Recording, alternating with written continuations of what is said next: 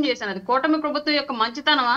లేదంటే బలవంతుల జోలికి మేము పోము అనేటువంటి చేతగానితనం అనేది నాకు కూడా అర్థం కాని విషయం. వైసీపీలో అంతమంది గత 5 ఏళ్ల పాటు అలాంటి మాటలే మాట్లాడితే పదే రిపీటెడ్ గా మాట్లాడితే ఇప్పటి వరకు వాళ్ళ మీద యాక్షన్ లేవు సార్.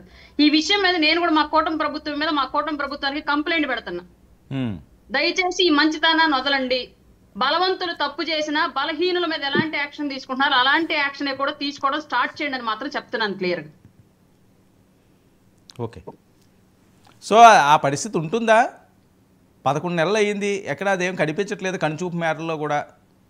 అంటే చాలా మంచిగా ఇలా ఉంటే ఇంకెలాగే కంటిన్యూ అవుతుంది, రెండోసారి కూడా గెలవచ్చు అని ఏమైనా ఉందంటారా? లేకపోతే మేనేజ్ చేస్తున్నారా కూటమిని? ఇది చాలామంది ఎమ్మెల్యేలకి మంత్రులకి వస్తుంది కూడా. ఇది వైసీపీ వాళ్ళు ఏ పని చెప్తే ఆ పని హ్యాపీగా చేసుకోవచ్చు. వాళ్ళు అప్పుడన్నా ఒకటే ఇప్పుడన్నా ఒకటే, అధికారులు కానీ వీళ్ళు కానీ అందరూ కూడా వాళ్ళ కన్సర్న్లోనే ఉన్నారు, ఎక్కడ ఎవరి పనులు ఆగట్లేదు అని.